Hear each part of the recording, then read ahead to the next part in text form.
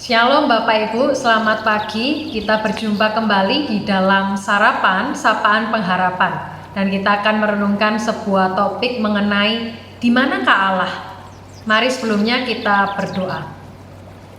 Tuhan, kami bersyukur karena Tuhan yang setia, Tuhan yang teramat baik menjagai kehidupan kami, menjagai istirahat kami, sehingga esok ini kami boleh bangun dengan kondisi di mana kami mau belajar dan merenungkan firman-Mu. Dan saat ini ya Tuhan, kiranya melalui renungan pagi ini ya Tuhan, Tuhan senantiasa memberikan kepada kami arahan, tuntunan untuk kami bisa menjalani hari demi hari bersama dengan Tuhan. Berbicaralah pada kami ya Tuhan Yesus, karena kami siap untuk mendengarkannya. Demi nama-Mu kami berdoa. Amin. Bapak Ibu, renungan kita terambil dari Yeremia 29 ayat yang ke-13. Apabila kamu mencari aku, kamu akan menemukan aku. Apabila kamu menanyakan aku dengan segenap hati. Nah Bapak Ibu, di dalam kalangan anak kecil itu ngetren dengan permainan Di Mana Waldo. Nah ini adalah seri buku puzzle untuk anak-anak karya Martin Hanford yang terbit pertama kalinya pada tahun 1987.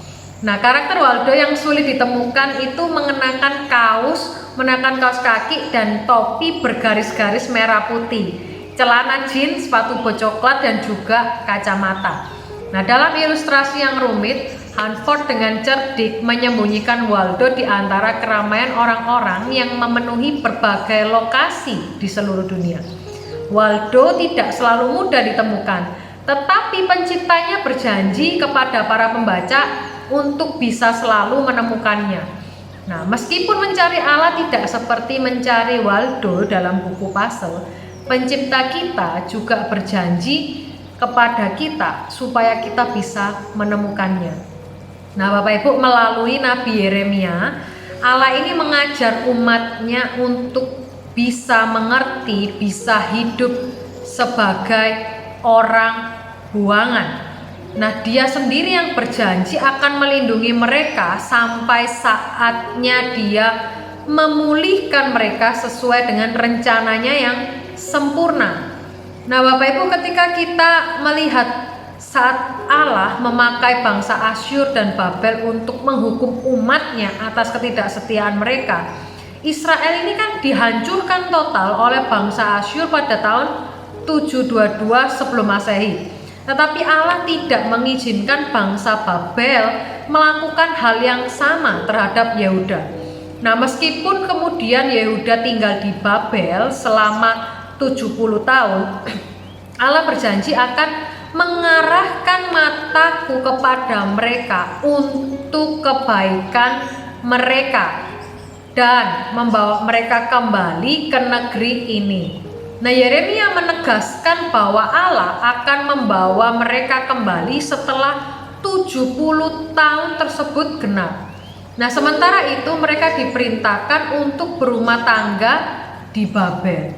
Nah, Bapak Ibu, di sini kita melihat bahwa Allah meyakinkan umat Israel bahwa pemenuhan janjinya akan menguatkan komitmen mereka untuk berseru kepadanya di dalam doa.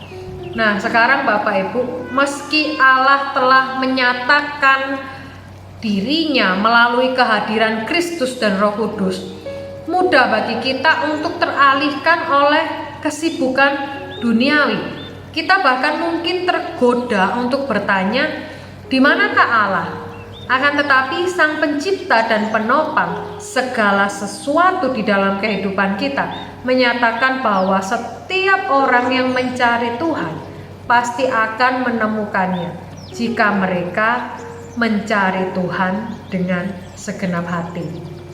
Nah, sekarang Bapak Ibu, tinggal kita merenungkan, biasanya apa sih yang mengalihkan perhatian kita dan menghalangi kita untuk mencari Allah melalui pembacaan Alkitab dan doa?